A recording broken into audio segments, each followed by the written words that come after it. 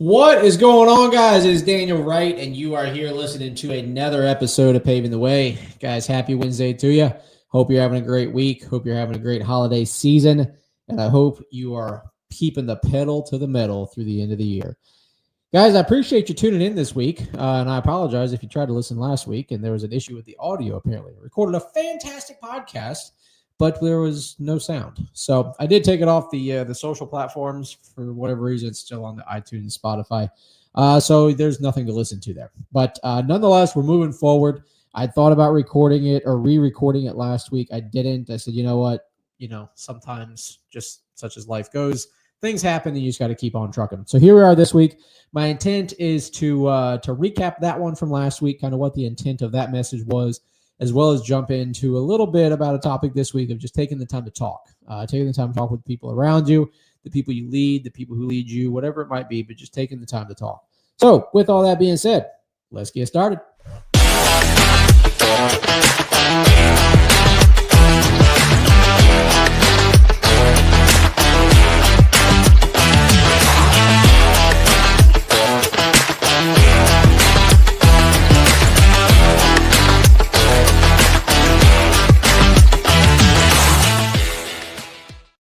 All right, guys, welcome back. Welcome back. As I said last week, I had a little bit of technical difficulties. To be honest, when I came in to record the podcast for last week, I was really hyped up and excited to talk about what I was going to talk about.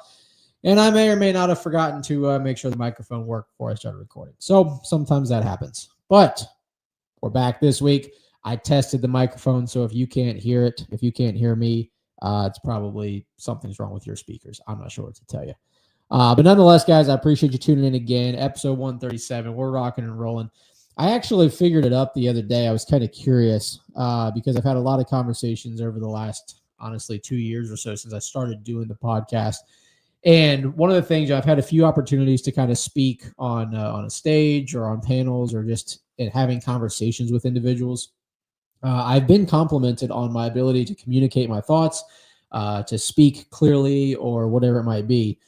And one of the things that's gotten brought up, and my friend Brian Hess has actually brought it up too, is that the fact of doing this podcast and doing it week in and week out, with the exception of some here and there, every now and then we got to take a break to reset, recharge, right? But doing it consistently has been one of the biggest things that's helped me to be able to communicate better. Sometimes when I get on here, you guys have noticed that early on, probably I did a lot more rambling. I did a lot more just kind of going down rabbit holes. Not a whole lot of organization of my thoughts and communicating those thoughts. And as time has progressed, it definitely hasn't gotten perfect by any means, but I would say it's gotten substantially better. And so I ran a calculation. I don't actually have all of the hard numbers of how many, total minutes or hours or whatever it was of podcasts that I have. But I ran it up, and based on averages, it's over the last 136 episodes prior to this one, I've done roughly 39 hours of talking on the podcast. And, I'm sure somebody could probably make some comments about, holy shit, no surprise, Daniel talked for 39 hours. But nonetheless, my point of that is, it's been taught that if you want to get better at something, you just got to do it till you can't get it wrong, right? And so doing this, getting on the podcast, talking to you guys about things that are front of mind, top of mind, things that I'm dealing with on a regular, daily, weekly basis, whatever it might be, has helped me to better organize my thoughts, better communicate them, and hopefully do a better job at teaching others where I'm coming from my experience, and conveying what I hope that you get out of it. And so it's kind of interesting to think about that, and the fact that it was 39 hours or whatever it was. If you get a time slot at a conference or at an expo or anything like that where you get to speak and you're on stage and you have a gap of time to fill, a lot of times, depending on where you're at, what you're doing, that can range anywhere from 20 minutes to an hour or so, right? So let's say it falls somewhere in the middle of it. We'll say it's a 30, 35-minute time slot that you have to speak. If you put in 39 hours of practice and preparation of speaking, communicating, not having someone telling you what to say, truthfully, looking at a camera and not having any reactions, any facial expressions, no applause, no laughter, no sighs, nobody rustling around, you and the camera talking. If you do that for 39 hours, I can promise you, you're going to get pretty good for that 35 minutes that you have for the time slot. So for anyone out there who's wanting to get better at speaking, talking, communicating, whatever it may be, you can do exactly what I did. And that's early on. I literally was sitting in front of my Mac in my office one evening after work, and I said, I'm going to start a podcast. And I hit record on the computer, and away we went. So all that was not planned to even communicate today, but nonetheless, I wanted to share that because I thought it was interesting that I have roughly 39-ish hours of podcasts available on the channel. But getting into last week's recap of talking about the breakup letter to yourself, breaking up with your old self. The whole point of that was, as we're going into the end of 2024, into 2025, everybody gets focused on talking about resolutions, goals, planning for next year, so on and so forth. Well, about a year and a half, 2 years or so ago, the group that I'm a part of, Top Contractor School, they challenged us as the members to do an exercise, and that was writing the breakup letter to yourself. And what's the breakup letter to yourself? Well, last week, I actually had the breakup letter pulled up that I had wrote to myself. I read it. And if you're interested in that, let me know, and I'd be happy to share it with you, but I'm not going to read it again this week. The whole point of it, though, is to literally write your old self a breakup letter, put it in text, on print, whatever it may be, and actually write the breakup letter to who you're going to be leaving behind and why. And so my letter consisted of talking about that, I know that I've always been one who tries to say I'm going to do more, tries to say I'm going to do better, sets these lofty goals and expectations and so on and so forth. But maybe every now and then gives myself the pass. Maybe says, well, that's good enough. Maybe is comfortable. Maybe is not living up to what I needed to be living up to. And I made it very clear in that breakup letter I wrote with myself that, it was basically written in the format of, the new me breaking up with the old me. And the new me was very aware of the fact that the people who look up to me, the people who count on me and rely on me, expect more out of me than what I probably expect out of myself. Now, that could be debatable, right? Because I know that there's others out there like me that can claim we are our own worst critics and nobody's harder on us than we are on ourselves. But nonetheless, whether they expect more out of me or not, I know they deserve more. And I know that the new me realizes what things I need to leave behind in order to actually fulfill what those people deserve from me. So that I can give people the life that I need to give them as my wife or as my team or my friends or my family. And so you write this breakup letter to yourself and spell out all the things that you want to get rid of, that you want to leave behind. It's not a love story breakup letter. It's a we're done and we're moving on with life. Good luck to you. And it was a fantastic exercise. It's something that I actually review about, probably 2 to 3 times a year. And it's something I would encourage you to try. If you're wanting to go into next year looking at, making changes and taking advantage of opportunities that that you're capable of achieving, my first piece of advice would be to break up with the you that's currently getting what you're getting. Because until you do that, you're not going to be able to move on. So that is the recap of last week's episode that had no audio, and hopefully that brought you up to speed. Now, going forward this week, take the time to talk. I can tell you right now, when I'm recording this, I actually got the privilege of today at the office. I spent the majority of my day getting to have individual meetings with about everybody on our team. There's a few people I couldn't get done today for various reasons, but the majority of people I got to spend anywhere from about 25 to an hour, 25 minutes to an hour. And what we did is we sent out a survey to the team of some a wide overview of goals that they might have for next year. Some of those goals could include personal goals, professional goals, financial goals, fitness, health, what character traits and attributes they want to work on, whatever it might be. So there was about probably, 10 to 12 questions or so on it. We had them fill it out, and then I broke everything down by person. And then I had individual meetings, as I said, with each person to go over them and to make sure that I'm understanding what they're trying to achieve. And the whole reason that I wanted to do this is because I've tried for the last couple of years probably to try and initiate something for me to be able to help other people achieve what it is they want to achieve. And kind of like I said earlier, I've made excuses. I've sold myself a little short, said I'm too busy, said I'll get to it, whatever it might be, and it gets swept under the rug and nothing ever happens. Well, this time we put it out. We had everybody, like I said, fill out the forms for what their personal things were, personal, professional things. And then I set the meetings with them to make sure I was understanding what it is they were setting out to achieve. And part of that was, how can we as a company help them achieve these goals? So we got to talk about that too. The intent going forward is going to be that next year, around the time when we do our quarterly reviews, the thing that I get to do with each person, even if they don't directly do their quarterly review with me, I'll get to spend 15, 20, 30 minutes or so just checking in on how their goals are going that they set for themselves. And the intent is to really be able to foster the relationships of the individuals that we have within our organization. I think there's times where, as leaders, we can get so distracted, we can get detached from the day-to-day things that include the people that make up our teams, that make up our organization. And we get so distracted and detached that sometimes we forget, why are these people here? What are they trying to accomplish for themselves? Because most people on the face of the earth don't just want to wake up, punch the clock, do the work, get paid, do it all again the next day, the next week, the next month, the next year, for the rest of their life. They have something they're trying to work for. Even if that is just provide a comfortable living for their family or for themselves or whatever it might be. But nonetheless, if we as leaders don't know what our team is trying to do by coming to work with us and by contributing to this organization, then how in the world are we supposed to help them grow? And I tell you, one of the last conversations I had was with JJ, our operations manager. He's been with me 4 years. We've really developed our relationship, fantastic. Anybody who's watched the podcast, follows our social media, knows who JJ is, knows how he is. And he's great at talking and communicating and kind of pulling things out of me, asking questions, making observations, whatever it might be. And he told me, he said, Daniel, he said, your eyebrows look a little different today. They don't look as angry. And I said, what do you mean? And he said, you've gotten to spend the entire day today doing what you love.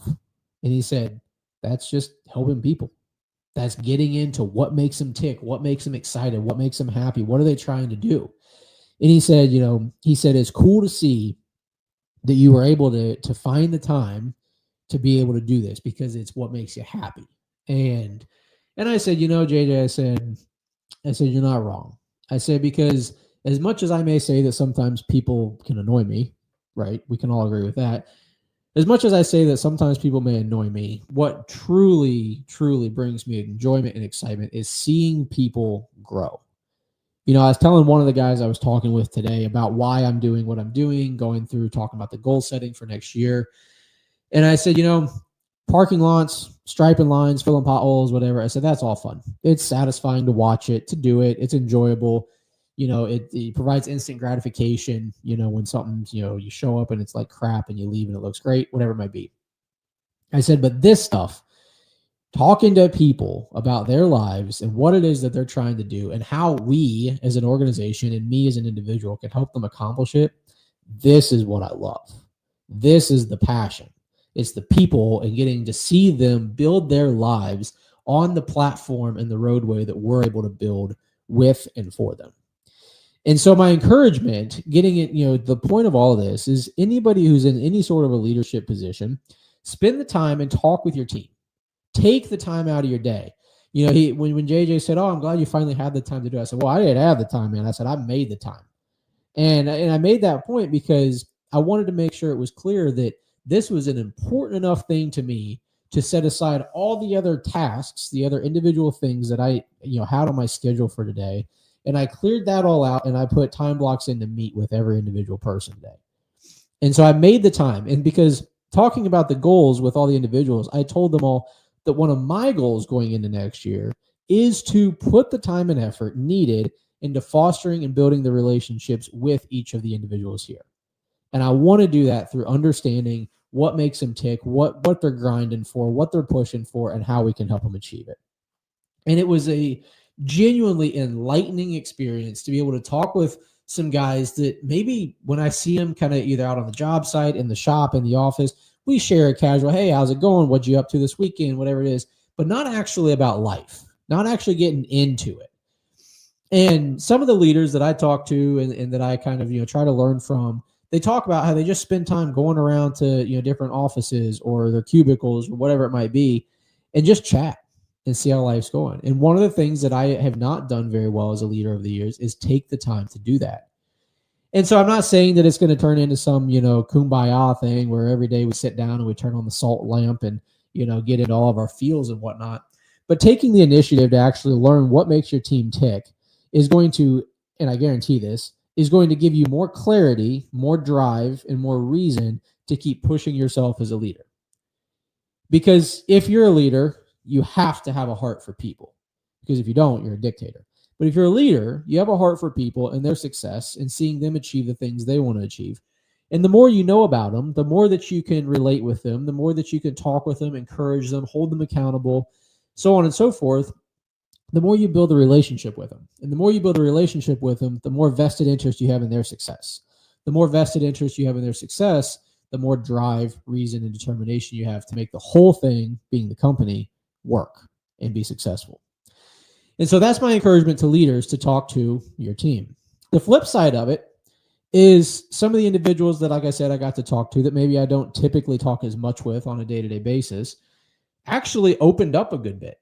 They actually talked a little bit about some of the things that they're struggling with, that they want to work on, that they want to achieve next year. Whether it's a financial goal of paying off debt or a certain amount of money to make, or a physical or fitness goal that they want to achieve, or a positional goal within our organization or our company. And so it was fantastic to be able to hear them open up to me as the leader, because it showed trust. It showed belief. There could have been people who come in and they just say, yep, I filled out the form. I don't have anything to add. That's that. And that's over. And I can promise you, if that would have been the case of the conversation, I would have walked away from it as the leader thinking, man, does this person even believe in what we're doing here? Do they trust me? Do they have a vested interest in trying to actually make these things come true? And so if you're somebody who's reporting to the leader and talking to the leader about the things that you have going on, I just can't encourage it enough. Because like I said before, if you have a leader and not a dictator, they care about your success. They care about where you're trying to go and what you're trying to achieve in your life. Yes, they also have other things that have to get done too, right? They have numbers they have to hit. They have goals and objectives, and strategies and tactics have to get employed, and so on and so forth. They have things to work on too. But if they're anything of a decent leader, they truly care about you and your success. And so if you have the opportunity to be able to talk to them about what you're trying to accomplish, where you're trying to go with your life, I highly encourage you to take advantage of that, because you're going to see the repercussions come back in a positive way of allowing you more opportunity, getting you where you want to go faster and bigger than what you thought you could do. And so the whole point of it, of taking the time to talk, is we're all busy, right? We're all hustling and bustling. We're all distracted. We all have things we're trying to do, trying to achieve, get somewhere, go somewhere, whatever it might be.